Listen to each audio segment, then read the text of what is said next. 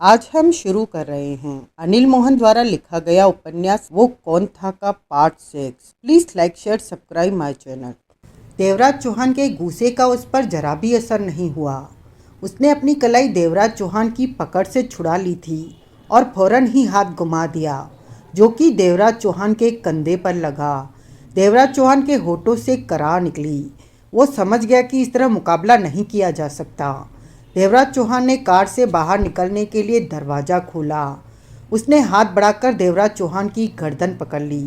देवराज चौहान ने गर्दन छुड़ानी चाहिए। अब तुमने अपनी ज़िंदगी और मौत चुननी है। तुम्हारे हाथ में है कि क्या चुनते हो तुम। इतना कहने के साथ ही उसने देवराज चौहान की गर्दन छोड़ी, दरवाज़ा खोला और बाहर निकल गया।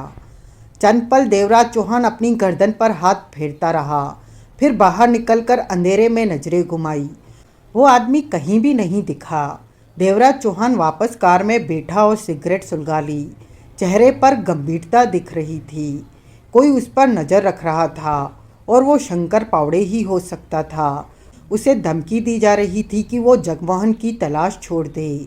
सवाल ये था कि उसे धमकी क्यों दी जा रही है, सीधे सीधे उसे ख़त्म क्यों नहीं किया जा रहा। शंकर पावड़े आखिर चाहता क्या है। शौकत उससे मिला और उसकी हत्या उसकी आंखों के सामने की गई।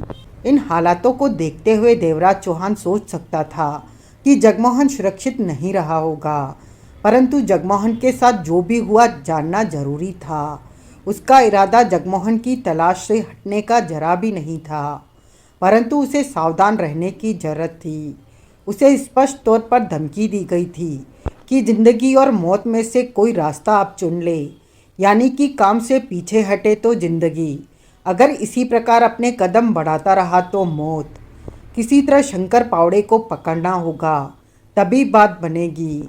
मामला अब आमने सामने का हो गया था। देवराज चौहान ने शंकर पावड़े को फ़ोन करने की सोची और फ़ोन किया। बेल जाने लगी, परंतु कॉल रिसीव नहीं की गई तो देवराज चौहान ने दोबारा फ़ोन किया। इस बार कॉल रिसीव कर ली गई। हेलो, आदमी की भारी आवाज़ कानों में पड़ी। शंकर पावड़े। देवराज चौहान का लहजा कुछ सख्त था। हाँ, मैं देवराज चौहान बोल रहा हूँ। कौन देवराज चौहान? तुम अच्छी तरह जानते हो मुझे, मैं तुम्हें नहीं जानता। बात टालने से कुछ नहीं होगा, अब हमें सीधी बात कर लेनी चाहिए, देवराज चौहान ने कठोर स्वर में कहा। क्षणों की खामोशी के बाद पावड़े का शांत स्वर आया। मैं तुम्हें जानता नहीं तो बात कैसी? अगर तुम ऐसी ही बातें करते रहे तो हम में बात नहीं हो पाएगी पावड़े। बात तब होती है जब दो लोग एक दूसरे को जानते हों, जबकि मैं तुम्हें नहीं जानता, जगमोहन को भी नहीं जानते। देवराज चौहान के दांत पिच गए। कौन जगमोहन? मतलब कि उसे भी नहीं जानते? नहीं, तुम फ़ोन पर अजीब सी बातें कर रहे हो। मेरे से कोई इस तरह बात करने की हिम्मत नहीं रखता। मेरे लिए ये सामान्य बात है, इसमें हिम्मत की जरूरत नहीं, देवराज चौहान कड़वे स्वर में बोला। कौन हो तुम? देवराज चौहान, ये तो तुम्हारा नाम हुआ, पर हकीकत में कौन हो? मेरे ख्याल से तुम कोई खास हो जो मेरे से इस लहजे में बात कर रहे हो। अपने बारे में बताओ ताकि मैं समझ सकूं। शंकर पावड़े का स्वर कानों में पड़ा। मैंने तुम्हें फ़ोन इसलिए नहीं किया अपने बारे में बताता फिरूं। तुम्हें मेरी बात पर गंभीरता से सोचना चाहिए। मेरा नाम देवराज चौहान है और तुम्हारे आदमी मेरे पर नज़र रख रहे हैं, मुझे धमकियां दे रहे हैं। यह सब कुछ दिनों से चल रहा है, जबकि मुझे मेरे छोटे भाई की तलाश है, जो कि तुम्हारे पास था या तुमने उसकी हत्या कर दी। उसका नाम ही जगमोहन है।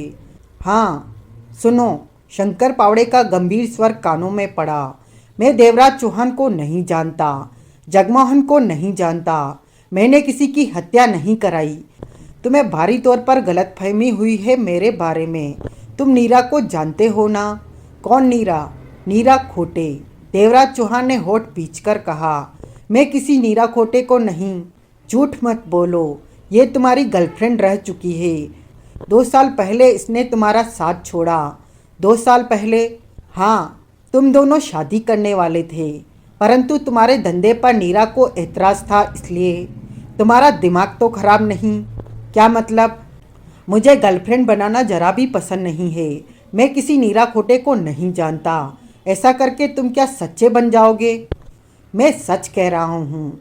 मेरे पास एल्बम है जिसमें तुम्हारी, नीरा की और तुम्हारे लोगों की तस्वीरें हैं। ये संभव नहीं। एल्बम इस वक्त मेरी जेब में है, जो तुम्हें झूठा साबित करती है पावड़े। मुझे हैरानी है कि तुम जैसा इंसान इस तरह सफ़ेद झूठ बोल सकता है। देवराज चौहान ने शब्दों को चबाकर कहा, मुझे किसी भी मामले से कुछ लेना देना नहीं। मुझे सिर्फ जगमोहन चाहिए। उसे मेरे हवाले करो, मैं पीछे हट जाऊंगा। अब तुम्हारी बातों पर मुझे दिलचस्पी होने लगी है। पावड़े की मुस्कुराती आवाज़ कानों में पड़ी। तुमने 2 साल पहले शादी की। देवराज चौहान बोला कि 6 महीने का बच्चा है तुम्हारा। है, ये बात मुझे कैसे पता चली? ये छिपी बात नहीं है। इस बात को दुनिया जानती है। तुम तो बच्चों जैसी बातें कर रहे हो। मेरे ख्याल में तुम्हारे पास कोई मुद्दा नहीं है। तुमने यूं ही फ़ोन करके मुझे परेशान करने की चेष्टा की। या तो तुम पागल हो या फिर सनकी। ये भी नहीं सोचा कि पावड़े तुम्हारी बजा सकता है। पावड़े के स्वर में सख्ती आ गई। तो तुम मेरी बात को गंभीरता से नहीं ले रहे। देवराज चौहान का स्वर भी कठोर हो गया। तुम जगमोहन को वापस करने को तैयार नहीं हो। तुम मुझे भी नहीं जानते। तुमने दोबारा मुझे फ़ोन किया तो मैं तुम्हें ढूंढ निकालूंगा और तब सोच सकते हो कि मैं तुम्हारा क्या हाल करूंगा। इतना कहने के साथ ही उधर से शंकर पावड़े ने फ़ोन बंद कर दिया। देवराज चौहान के चेहरे पर कठोरता नाच रही थी। वो समझ गया कि पावड़े इतनी आसानी से कुछ भी मानने वाला नहीं। उसे लाइन पर लाने के लिए कुछ करना होगा। देवराज चौहान ने सोहनलाल को फ़ोन किया। कहो। तुरंत ही सोहनलाल की आवाज़ आई। जगमोहन का कुछ पता चला? अभी नहीं। देवराज चौहान की आवाज़ में सख्ती थी। पर मुझे लगता है शंकर पावड़े इस मामले से जुड़ा है। पावड़े? वो तुम उसी पावड़े की बात कर रहे हो ना? हाँ, आज की तारीख में उसी पावड़े को मुंबई में जाना जाता है। वो खतरनाक व्यक्ति है। उसका गैंग पूरे मुंबई में फैला है। आखिर मामला क्या है? देवराज चौहान ने कम शब्दों में सारी बातें बताई। सुनने के बाद सोहनलाल ने कहा, मुझे डर है कि जगमोहन को कुछ हो न गया हो। स्वर में चिंता थी। मैं भी यही सोच रहा हूँ कि जो भी मामला होगा, पावड़े ने उसे लंबा नहीं खींचा होगा। वो जगमोहन को ज़्यादा देर कैद नहीं रखेगा। इसका एक ही मतलब है कि उसकी हत्या कर दी हो सकती है। देवराज चौहान गुर्रा उठा। तुमने ये कैसे सोच लिया कि पावड़े तुम्हारे फ़ोन को गंभीरता से लेगा? वो गंभीरता से लेगा। आज नहीं तो कल वो इस बारे में ज़रूर सोचेगा। तुम कुछ करने वाले हो क्या? मुझे पावड़े का कोई ठिकाना बताओ। क्या करने वाले हो? पावड़े का कोई ठिकाना रातों रात उड़ाना होगा कि पावड़े मेरी बात को गंभीरता से ले। ओह, पावड़े का कोई ठिकाना बताओ मुझे। पता करके कुछ देर बाद फ़ोन करता हूँ। तुम जगमोहन के बारे में पता कर रहे हो? देवराज चौहान ने पूछा। हाँ, शायद कल कोई काम की खबर मिले। एक आदमी के बारे में पता तो चला है कि उसने जगमोहन को किसी से मिलते देखा था। उस आदमी से मेरी मुलाकात कल होगी, तभी कुछ कह पाऊँगा। उधर से सोहनलाल ने कहा, ठीक है, मुझे अभी फ़ोन करना। कहकर देवराज चौहान ने फ़ोन बंद कर दिया। देवराज चौहान की निगाह उस तरफ जा टिकी जहाँ शौकत मरा पड़ा था। वहाँ लोगों की काफ़ी भीड़ इकट्ठी हो चुकी थी। पुलिस सायरन की आवाज़ भी सुनाई दे रही थी, यानी कि पुलिस वहाँ पहुँच ही रही थी। ऐसे में देवराज चौहान के लिए वहाँ रुकना ठीक नहीं था। शौकत उससे मिलकर गया था, उसकी कार से निकला था। ये बात अगर किसी ने देखी थी तो वो पुलिस को बता सकता था। देवराज चौहान ने कार स्टार्ट की और आगे बढ़ा दी।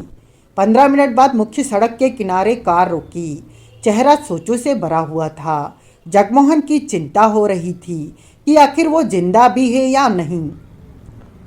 क्या हुआ उसके साथ? आखिर वो कौन था जिसके लिए जगमोहन काम कर रहा था? वो मिल जाए तो सारे हालात स्पष्ट हो सकते थे। देवराज चौहान ने फ़ोन निकालकर नंबर मिलाया तो बात हो गई। मित्रा, देवराज चौहान बोला, कैसा चल रहा है सब कुछ? ओह, देवराज चौहान भाई, सब बढ़िया है। हुक्म करो बंदे को। उधर से कहा गया। टाइम बम चाहिए। हाजिर हो जाएंगे। कितने और कितनी पावर के? 5-7 चाहिए और पावर ज़्यादा नहीं होनी चाहिए। आसपास की इमारतों को नुकसान न हो। जिस जगह को उड़ाना है वो कितनी बड़ी है? अभी पता नहीं, परंतु काम आज रात ही होगा। देवराज चौहान ने दांत पीचकर कहा, मैं हर तरह के बम दे देता हूँ, जगह के हिसाब से तय कर लेना। उधर से मित्रा ने कहा, ठीक है, 1 घंटे में मैं तुम्हारी गली से बाहर ही मिलूँगा। देवराज चौहान ने कहकर फ़ोन बंद कर दिया। देवराज चौहान कार आगे बढ़ाने लगा कि सोहनलाल का फ़ोन आया। सोहनलाल ने शंकर पावड़े के एक ठिकाने के बारे में देवराज चौहान को बता दिया। देवराज चौहान ने अंधेरी इलाके की एक तंग गली के बाहर कार रोकी। वहां कुछ और कारें और स्कूटर मोटरसाइकिल भी खड़े थे। आसपास दुकानें थी, परंतु इस वक्त 11:45 बजे थे, वो बंद थी। पास की स्ट्रीट लाइट भी नहीं जल रही थी। हर तरफ अंधेरा ही था। पिट्ठू बैग उठाकर देवराज चौहान कार से बाहर निकला और कार लॉक करके गली में प्रवेश कर गया। ये काफ़ी पुराना इलाका था। गली की दीवारों के प्लास्टर उगड़े हुए थे। गली की चौड़ाई मात्र 4 फीट थी। दाएं बाएं घरों के दरवाजे थे जो कि बंद थे। देवराज चौहान ऐसे ही एक दरवाजे पर पहुंचकर ठिठका और उसे धकेला। वो हल्की सी आवाज़ के साथ खुल गया। देवराज चौहान ने दरवाज़ा बंद करके सामने बैठे आदमी को देखा। वहाँ मध्यम सी रोशनी हो रही थी। वो आदमी कुर्सी पर बैठा था। सामने छोटा टेबल था। वो बदमाश जैसा दिख रहा था। उस्ताद, देवराज चौहान उसके पास पहुंचकर मुस्कुराया। बढ़िया माल चाहिए? 1000 वाला, 2000 वाला या 5000 वाला? उसने फौरन कहा। 5000 वाला वास्तव में बढ़िया है, मज़ा ना आए तो कहना। वो मुस्कुराया। देवराज चौहान ने 5000 रुपये निकाल कर उसे दिए। तभी भीतर से एक आदमी निकल के आया तो कुर्सी पर बैठे व्यक्ति ने कहा, बंटी, इसे नई आई छोकरी के पास छोड़ दो। वो आदमी देवराज चौहान को लेकर ऊपर जाने की सीढ़ियाँ चढ़ने लगा और बोला, वो नई घोड़ी है, थोड़ी उछल सकती है पर परवाह मत करना, उसे सीधा कर रखा है। समझ गया, देवराज चौहान ने कहा। तुम 2 घंटे उसके पास रह सकते हो, उससे ज़्यादा नहीं। 1 घंटा बहुत है, मुझे घर भी पहुंचना है, देवराज चौहान ने लापरवाही से कहा। वो आदमी देवराज चौहान को पहली मंजिल पर एक दरवाजे के आगे छोड़ गया। देवराज चौहान ने दरवाज़ा धकेला और भीतर प्रवेश करके सिटकनी लगा दी। कमरा बेहद साफ सुथरा था। फर्श पर लाल रंग का कालीन बिछा था। दीवारों पर वॉलपेपर था। बेड भी अच्छा था। पीछे टेबल लैंप रखा था। बेड के कोने पर वो खूबसूरत सी लड़की सहमी सी बैठी थी, जो कि कठिनता से 18 की होगी। उसके शरीर पर जींस की पैंट और टॉप था, जो किसी अच्छे घर की लग रही थी। उसने आंखें फैलाकर देवराज चौहान को देखा। देवराज चौहान ने कुर्सी उसके पास खींची और बैठते हुए धीमे स्वर में बोला, तुम मुझसे डर रही हो? वो कुछ नहीं बोली। मुझसे डरो मत, देवराज चौहान मुस्कुराया। जो तुम सोच रही हो मैं वैसा नहीं हूँ। तुम भी मेरे साथ वो सब करोगे जो? मैं कुछ भी नहीं करूँगा। देवराज चौहान ने सिगरेट सुलगाई। तुम मेरी बहन जैसी हो। क्या? वो हैरान दिखने लगी। सच कहा मैंने। फिर यहाँ क्यों आए हो? अभी पता चल जाएगा। तुम्हारे साथ इन लोगों ने क्या किया? देवराज चौहान ने पूछा। उसकी आंखों से आंसू निकलकर गालों पर आ गए। देवराज चौहान उसे देखता रहा।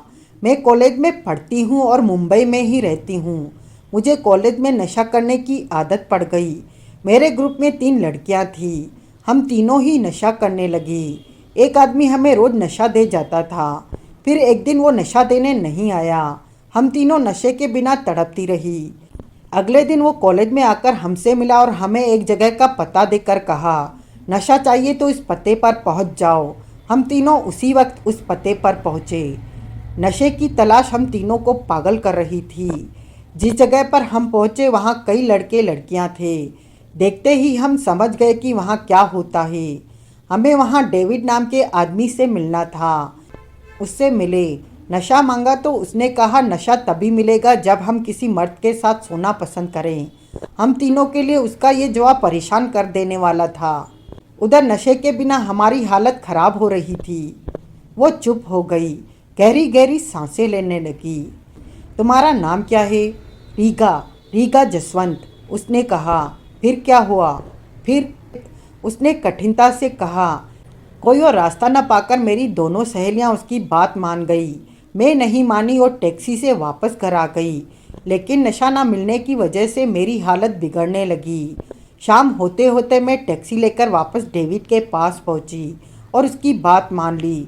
इस तरह मैं इनके चुंगल में जा फंसी। उसके बाद डेविड के इशारे पर मैं लोगों के साथ सोने लगी, सिर्फ इसलिए कि मुझे नशा मिलता रहे।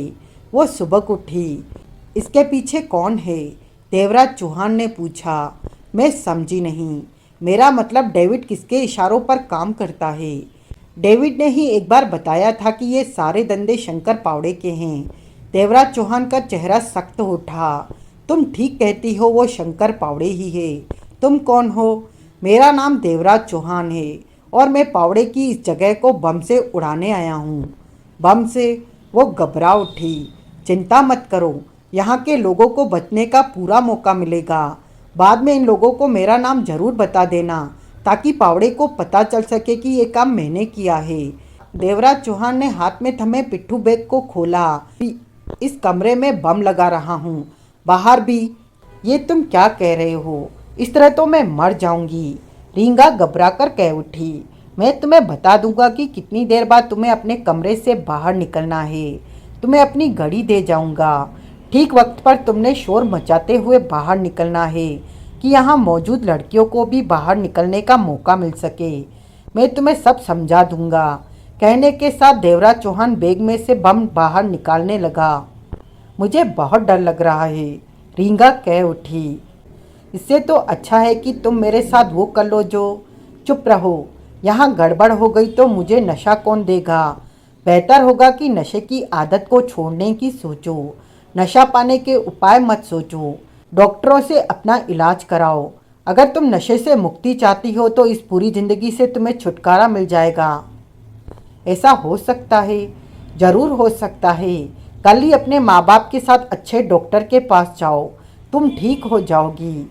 मैं ऐसा ही करूँगी, कल ही करूँगी। इस तरह तो मैंने सोचा ही नहीं था, रींगा कह उठी। देवराज चौहान अपने काम में लगा रहा, जो कि उसके लिए मामूली काम था। देवराज चौहान वहाँ से बाहर निकला और गली से बाहर आकर कार की ड्राइविंग सीट पर बैठ गया। मात्र 2 ही मिनट बीते थे कि कई लड़कियां शोर करती गली से बाहर आ गई। वो घबराई हुई थी। उनके मुंह से बम जैसे शब्द निकल रहे थे।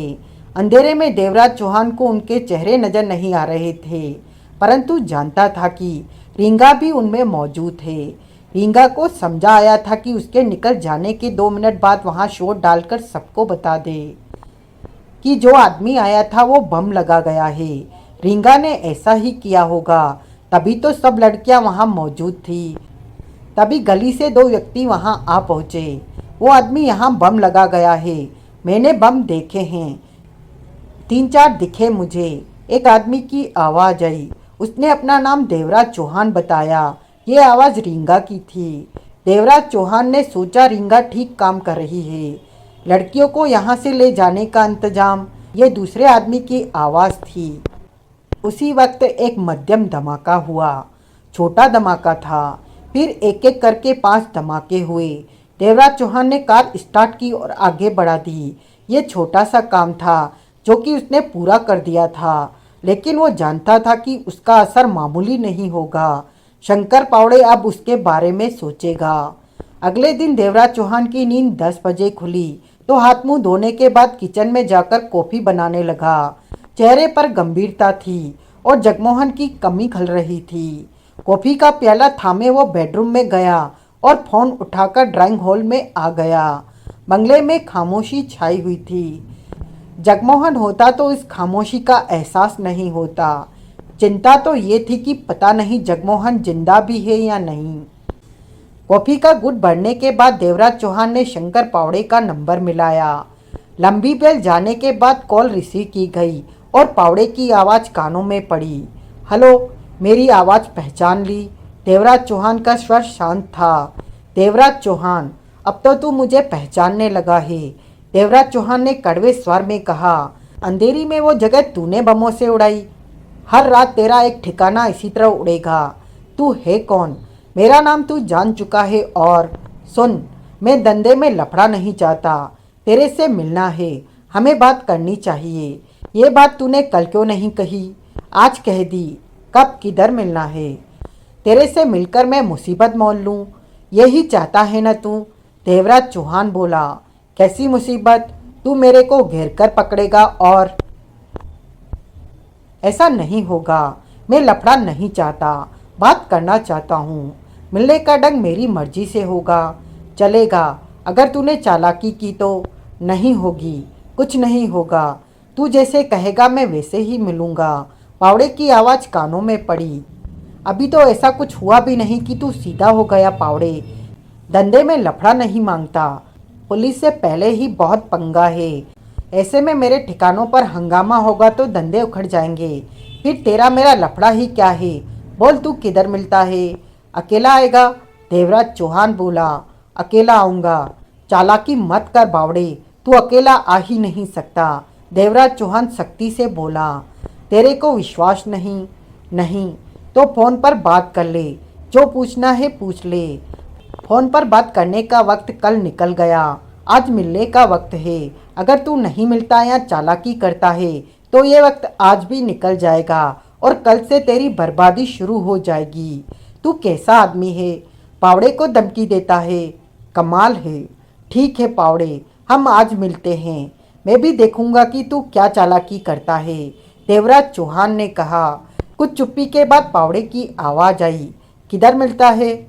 कहाँ से निकलेगा तू मेरे को मिलने के वास्ते? देवराज चौहान ने पूछा। पावड़े ने बताया। किस नंबर की कैसी गाड़ी पर होगा? पावड़े ने बताया। 2 घंटे बाद वहाँ से इसी गाड़ी पर बाहर निकलना। हम फ़ोन पर बात करेंगे, बताऊंगा कि आगे क्या करना है। चिंता मत कर, मैं अकेला आऊँगा। चिंता अब तुझे ही करनी है पावड़े, मैंने तो बहुत चिंता कर ली। देवराज चौहान ने कहकर फ़ोन बंद कर दिया। उसके बाद सोहनलाल से फ़ोन पर बात की। क्या कर रहा है? जगमोहन को ढूंढने के काम पर हूँ। आज एक आदमी से। आज का काम रहने दे। मेरी पावड़े से मुलाकात होने वाली है आज। वो कोई चालाकी कर सकता है। मुझे ऐसा कोई चाहिए जो मुझे कवर करे। देवराज चौहान ने गंभीर स्वर में कहा। पावड़े से मुलाकात? सोहनलाल चौंका। कहाँ? वो मेरी मर्जी की जगह पर अकेला आएगा। विश्वास नहीं होता। वो इस तरह क्यों मिलेगा तुमसे? क्योंकि रात उसका एक ठिकाना उड़ाया। वो नहीं मिला तो आज रात दूसरा ठिकाना उड़ जाएगा। देवराज चौहान ने शांत स्वर में कहा। पावड़े इस तरह अपना धंधा खराब नहीं करना चाहता। तुम्हें पावड़े की बात पर भरोसा नहीं करना चाहिए कि वो अकेला आएगा। मैं भरोसा नहीं कर रहा। वो पक्के इंतजाम करके रहेगा कि तुम्हारी गर्दन पकड़े और काट दे। सोहनलाल की गंभीर आवाज़ कानों में पड़ी। ठीक ही होता कि फ़ोन पर बात कर लेते। फ़ोन पर कल की तरह झूठ भी बोल सकता है। मुझे ज़्यादा वक्त चाहिए उससे बात करने के लिए। सामने होगा तो पता चल सकता है कि वो झूठ कह रहा है या सच। मुझे पूरा विश्वास है कि जगमोहन पावड़े के पास है या फिर वो जगमोहन की हत्या कर चुका है। जो भी सच है मुझे मालूम करना है। देवराज चौहान के दांत पिच गए। तो मैं आऊँ? उधर से सोहनलाल ने पूछा। जल्दी, हमें पावड़े के उस ठिकाने के बाहर भी पहुंचना है। देवराज चौहान और सोहनलाल अपनी अपनी कारों में थे। अपने जिस ठिकाने के बारे में शंकर पावड़े ने बताया था वहां से उसके बताए नंबर की गाड़ी बाहर निकली थी। उसके शीशे काले थे। भीतर कौन बैठा था देखना कठिन था। सोहनलाल फौरन उस कार के पीछे लग गया था। सोहनलाल के पीछे देवराज चौहान था। देवराज चौहान इस बात पर नजर रखे था कि और कौन कौन सी गाड़ी पावड़े के आगे पीछे है जिनमें पावड़े के आदमी हो सकते हैं। पावड़े की उस गाड़ी को सड़कों पर आए 10 मिनट हो चुके थे। देवराज चौहान ने पावड़े को फ़ोन किया। तुम देख रहे हो ना मेरी गाड़ी को? पावड़े ने कहा। हाँ, परंतु गाड़ी के भीतर नज़र नहीं आ रहा। देवराज चौहान बोला। नज़र आकर मैं खतरे में नहीं पड़ना चाहता। मेरे बहुत दुश्मन है। पावड़े की आवाज़ आई। गाड़ी तुम चला रहे हो? हाँ, मैं अकेला हूँ। मुझे देख लेने दो कि तुम्हारे कितने लोग तुम्हारे आसपास हैं। एक भी नहीं। मुझे अपनी तसल्ली करनी है। जैसा तुम ठीक समझो। तुम अकेले हो या ज़्यादा हो। इस वक्त तुम मेरे आदमियों के घेरे में आ चुके हो। यह गलत है। तुम्हें भी अकेले आना चाहिए। फिक्र मत करो, मैंने तुमसे सिर्फ सवाल जवाब करने हैं। तुम्हें मुझसे कोई खतरा नहीं होगा। देवराज चौहान ने कहने के बाद फ़ोन बंद कर दिया और कार को सोहनलाल की कार के पीछे रखा। 20 मिनट बाद उसने सोहनलाल को फ़ोन किया। पावड़े के कार के आसपास कोई संदिग्ध गाड़ी दिखी? देवराज चौहान ने पूछा। अभी तक तो नहीं, मुझे भी ऐसी कोई गाड़ी नहीं दिखी। अभी देखते रहो। देवराज चौहान ने फ़ोन बंद कर दिया। आधे घंटे बाद पावड़े का फ़ोन देवराज चौहान को आया। मैं कब तक इस तरह सड़कों पर गाड़ी चलाता रहूँगा? उधर से पावड़े ने कहा। ठीक कहते हो, अपनी गाड़ी सड़क किनारे रोको और किसी खाली टैक्सी में बैठ जाओ। देवराज चौहान ने कहा। क्या मतलब? तुमने सुना नहीं मैंने जो कहा? मैं इस तरह खुली सड़क पर नहीं जा सकता, साधारण टैक्सी में नहीं बैठ सकता। पावड़े ने तेज स्वर में कहा। मेरे सैकड़ों दुश्मन हैं, हो सकता है इस वक्त भी किसी की नज़र मुझ पर हो और चिंता मत करो, मेरे आदमी तुम्हें मरने नहीं देंगे। तुम इस तरह मुझे मौत के मुंह में धकेल रहे हो। जो मैं कहता हूँ वो करो या वापस चले जाओ और रात को अपने एक और ठिकाने को बम से उड़ जाने की खबर सुनो। हर रात एक ठिकाना। इस तरह तो तुम 10 दिन में ही तबाह हो जाओगे। आखिर तुम हो कौन, ये मिलने के बाद पूछना। गाड़ी रोको और बाहर निकलकर खाली टैक्सी में बैठो। देवराज चौहान ने कहा। पावड़े ने उधर से फ़ोन बंद कर दिया। कुछ मिनट बाद देवराज चौहान ने सड़क के किनारे पावड़े की कार रुकते और उसे बाहर निकलते देखा। पावड़े ने काली पैंट और चेक शर्ट पहन रखी थी। देवराज चौहान ने उसे एक ही नज़र में पहचाना कि वो ही पावड़े है। रोजी ने एल्बम की तस्वीर से पावड़े की शिनाख्त कराई थी। देवराज चौहान कार को आगे लेता चला गया। आगे जाकर कार रोकी। सोहनलाल ने पहले कार रोक दी थी। देवराज चौहान ने सोहनलाल को फ़ोन करके कहा, अब पावड़े टैक्सी में सफ़र करेगा। समझ गया। कोई संदिग्ध गाड़ी दिखी पीछे लगी? नहीं। 2 मिनट में ही पावड़े को एक खाली टैक्सी मिल गई। सोहनलाल पुनः पीछा करने लगा। फिर देवराज चौहान की कार सोहनलाल की कार के पीछे लग गई। तभी पावड़े ने फ़ोन करके देवराज चौहान से पूछा, कहाँ जाना है मुझे? घूमते रहो। तुमने मुझे गाड़ी छोड़ने को कहा क्योंकि तुम्हारी गाड़ी में ट्रैफिक डिवाइस लगी हो सकती है जिसके सहारे तुम्हारे आदमी तुम तक पहुंच सकते हैं। तुम्हारा दिमाग बहुत चलता है, पर ऐसा कुछ नहीं है। मैं अकेला आया हूँ, तुम्हें मान लेना चाहिए। मैं यकीन करने की चेष्टा कर रहा हूँ कि शंकर पावड़े मेरे से अकेला मिलने आया हो सकता है। देवराज चौहान ने कहा। मेरा ठिकाना उड़ाने के लिए, मुझसे दुश्मनी लेने के लिए हिम्मत चाहिए, परंतु तुमने ऐसा कर दिखाया। मुझे ये भी पता चला कि रात तुम अकेले उस ठिकाने पर पहुँचे थे। शायद तुम्हारे आदमी बाहर थे। क्यों? देवराज चौहान ने कुछ नहीं कहा। मैं हैरान हूँ कि आखिर तुम हो कौन? मुझे भी तुमसे ये सवाल पूछना है। तुम सीधे साधे तो हो नहीं सकते। तुमने बम लगाकर मेरा ठिकाना उड़ाया है। बम का इस्तेमाल छोटे बदमाश नहीं जानते। जो भी हो, मैं नहीं चाहता कि हम में बात बढ़े। मैं सब कुछ यहीं ख़त्म कर देना चाहता हूँ। कल तुमने मुझसे ठीक से बात नहीं की, ये उसी का नतीजा है। तब मुझे नहीं पता था कि तुम दमखम रखते हो। उधर से पावड़े ने गहरी सांस ली। आधे घंटे बाद देवराज चौहान ने सोहनलाल को फ़ोन करके कहा, सब ठीक है, पावड़े के पीछे कोई नहीं लगा। मेरा भी यही ख्याल है। मैं उसे टैक्सी छोड़ने को कहने जा रहा हूँ। तुम उसे कार में बिठा लेना, बाकी फिर बताऊँगा। देवराज चौहान ने फ़ोन करके पावड़े से कहा, टैक्सी छोड़ दो, उसके बाद मेरा आदमी तुम्हारे पास कार रोकेगा, भीतर बैठ जाना। कुछ पलों बाद टैक्सी सड़क के किनारे रुकती दिखी। आधे मिनट बाद पावड़े किराया देकर टैक्सी से बाहर निकला तो टैक्सी आगे बढ़ गई। तभी सोहनलाल की कार पास आकर रुकी। पावड़े ने कार के भीतर जाकर, बैठ जाओ, सोहनलाल बोला। पावड़े कार का दरवाज़ा खोलकर भीतर बैठा। दरवाज़ा बंद किया तो कार आगे बढ़ गई। क्या घटिया कार और सीट है, पावड़े बोला। सीट के स्प्रिंग चुभ रहे हैं। सोहनलाल ने मुस्कुराकर उसे देखा, कहा कुछ नहीं। आधे घंटे बाद देवराज चौहान ने फ़ोन करके सोहनलाल से कहा, सब ठीक है, तुम पावड़े को किसी सुनसान सड़क पर उतार दो। उसकी जेबों का सारा सामान निकलवा कर रख लो और तुम मेरे पीछे आना और दूर रहकर हम पर नज़र रखना। अगर पावड़े ने कोई चालाकी दिखाई तो मामला संभालने की चेष्टा करना। तुम्हारे पास रिवॉल्वर है? देवराज चौहान ने कहा, हे, आज तो साथ लाया हूँ। उधर से सोहनलाल बोला, तो आगे का काम करो, कहकर देवराज चौहान ने फ़ोन बंद कर दिया। सोहनलाल की कार का पीछा करता रहा देवराज चौहान। 15 मिनट बाद सोहनलाल की कार सड़क किनारे रुक गई। इस सड़क पर ट्रैफिक कम था। देवराज चौहान ने अपनी कार पीछे ले जाकर रोकी।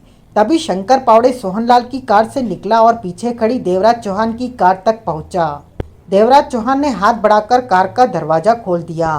पावड़े भीतर बैठा और कार का दरवाजा बंद कर दिया। देवराज चौहान को देखा।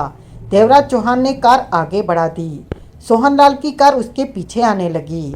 मुझे कब तक इस तरह घूमते रहना होगा? पावड़े नाराजगी से बोला। कुछ देर और, देवराज चौहान ने कहा। तुमसे सुरक्षित बात करना आसान भी तो नहीं। ओह, तुम हो। मैंने तुम्हारी आवाज़ पहचान ली। देवराज चौहान हो न तुम? हाँ, इस मुलाकात में तुमने कोई चालाकी तो नहीं कर रखी? देवराज चौहान ने पूछा। मेरी जेबों का सारा सामान तुम्हारे आदमी ने ले लिया और तुम चालाकी की बात करते हो? मुझे पसंद नहीं आया कि कोई मेरी जेबें खाली कराए। तुम तो मुझसे बात करने में बहुत सावधानी का इस्तेमाल कर रहे हो, क्योंकि रात मैंने तुम्हारा ठिकाना उड़ाया है। तुम मेरी जान ले लेना चाहोगे। मैं इतना चाहता हूँ कि दोबारा ऐसा न हो, तभी तुमसे मिलने अकेला आया हूँ। पावड़े बोला। मैं तुम्हें मार भी सकता हूँ। मैंने तुम्हारा कुछ नहीं बिगाड़ा कि तुम मेरी जान लो। क्या पता बिगाड़ा हो। देवराज चौहान को जगमोहन की याद आई। नहीं, मेरी तुम्हारी कोई दुश्मनी नहीं, परंतु तुम्हारे बारे में मैंने अब तक जितना महसूस किया है, उसे देखते हुए कह सकता हूँ कि तुम पेशेवर खिलाड़ी हो, साधारण इंसान से कोसों दूर। पावड़े का स्वर गंभीर था। देवराज चौहान ने कुछ नहीं कहा। हम कहाँ जा रहे हैं? जहाँ बात कर सके। इस वक्त हम बात कर सकते हैं? नहीं कर सकते। मैंने आराम से तुमसे बात करनी है। तुम्हें याद है कल शाम मैंने तुमसे क्या क्या पूछा था? हाँ, याद है। उन बातों पर गौर करो, करते रहो, बातें वहीं से शुरू होंगी। देवराज चौहान का स्वर कुछ सख्त हो गया। पावड़े खिड़की से बाहर देखने लगा, फिर बोला। कोई सोच भी नहीं सकता कि शंकर पावड़े इस तरह अकेला सड़कों पर घूम सकता है। मेरे बहुत से दुश्मन हैं, जो देखते ही मुझे खत्म कर दे। उनकी तो लॉटरी लग जाए अगर इस वक्त वो मुझे देख लें। जैसे काम करोगे वैसा ही फल पाओगे। 40 मिनट बाद देवराज चौहान ने कार को मुंबई के ऐसे सुनसान इलाके में रोका जहां जंगल जैसी जगह थी।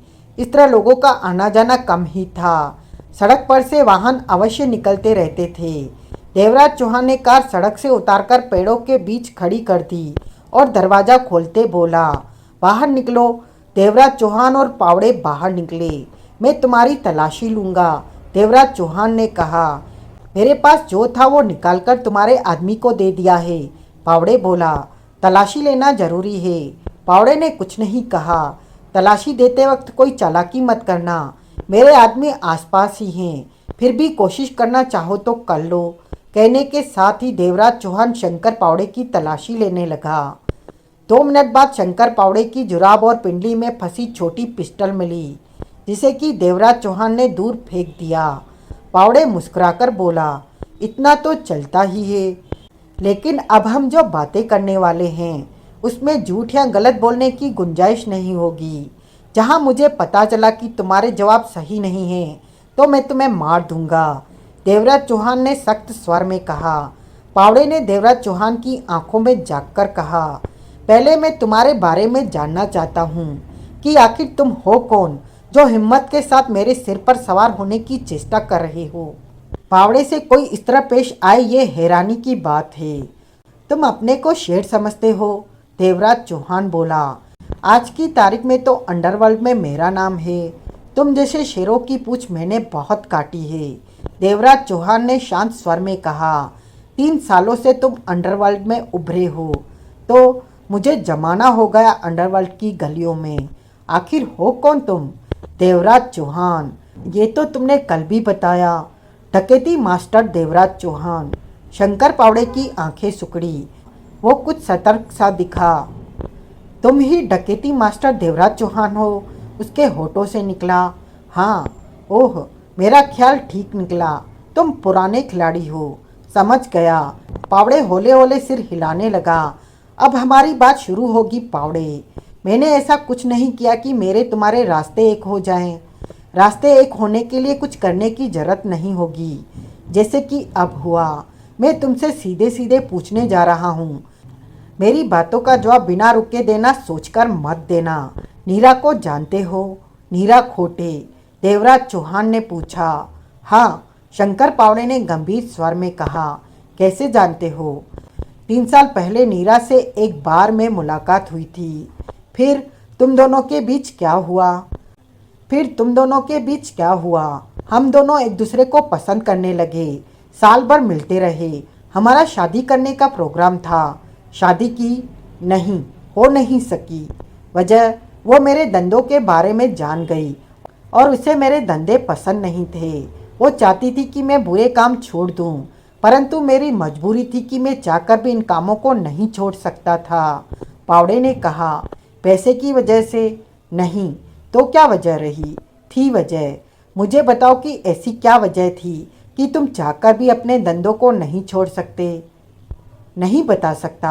अगर तुम्हारा बस चलता तो तुम सब कुछ छोड़कर नीरा से शादी कर लेते। जरूर। इस जवाब पर देवराज चौहान की आंखें सिकुड़ी। तुम्हारी वो वजह नीरा से वास्ता रखती थी? नहीं। जगमोहन से? नहीं, वो मेरी व्यक्तिगत समस्या थी। इस हिसाब से तुम और नीरा 2 साल पहले अलग हो गए थे। देवराज चौहान ने कहा। हाँ, तुमने नीरा को आसानी से अपने हाथों से जाने दिया। मैं उससे प्यार करता था। उसे नुकसान क्यों पहुंचाता? उससे अलग होने के 6 महीने बाद मैंने एक अमीर घर की लड़की से शादी कर ली। अब मेरे पास 6 महीने का बच्चा भी है। नीरा की बात अब पुरानी हो गई। नीरा जगमोहन को लेकर तुम्हारे पास आई थी? देवराज चौहान ने पूछा।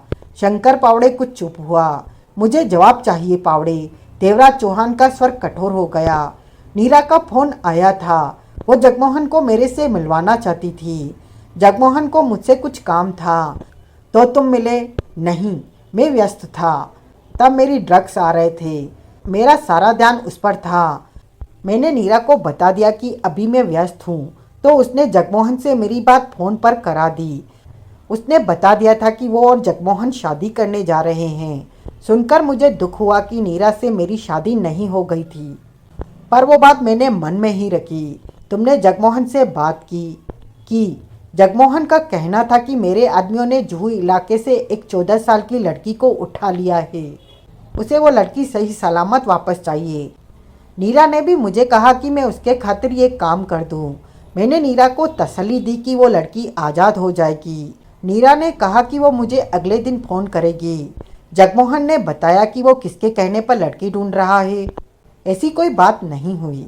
फिर तुमने क्या किया?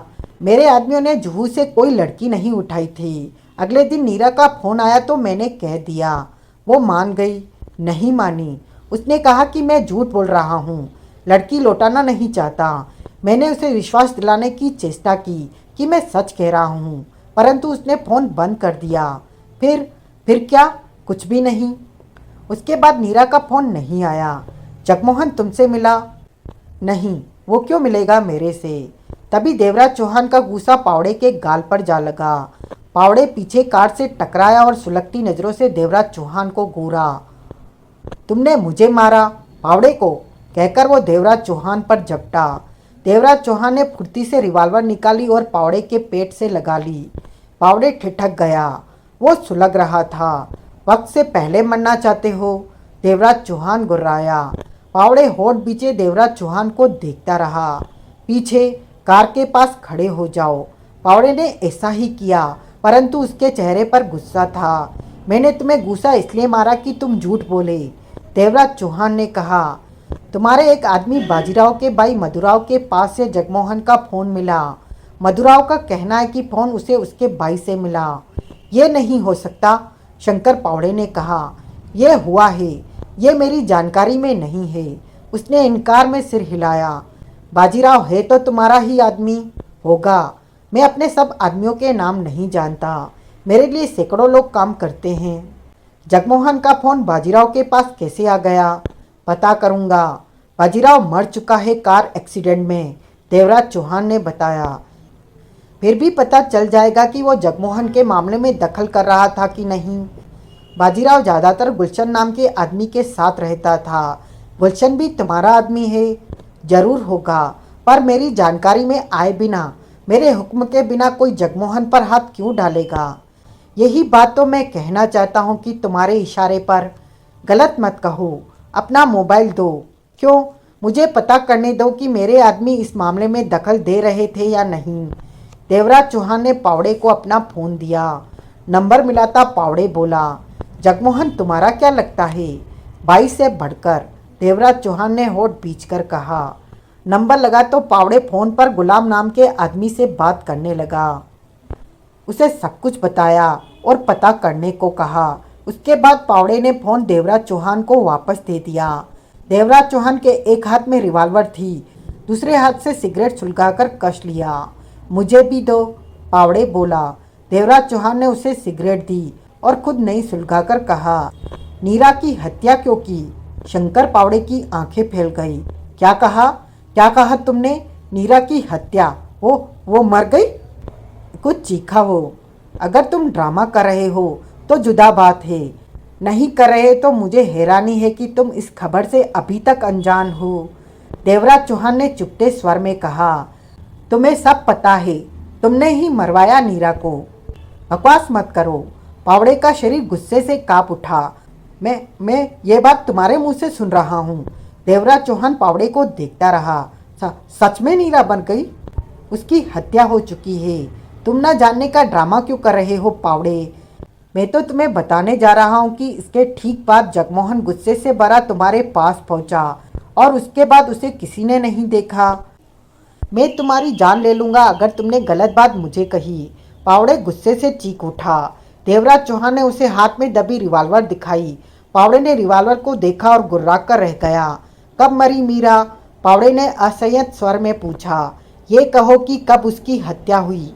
देवराज चौहान बोला, आज करीब 16 दिन हो गए हैं। नीरा नागपाड़ा इलाके के फुटपाथ पर खड़ी किसी का इंतजार कर रही थी। जगमोहन सड़क के उस पार कार में बैठा नीरा को देख रहा था। तभी एक मोटरसाइकिल पर सवार 2 लोग हेलमेट पहने आए और 3 गोलियां नीरा को मारकर चले गए। आज की कहानी बस यहीं तक। कहानी का अगला भाग जानने के लिए बने रहे मेरे साथ। अगर ये नावल आपको पसंद आया हो तो please like share subscribe my channel.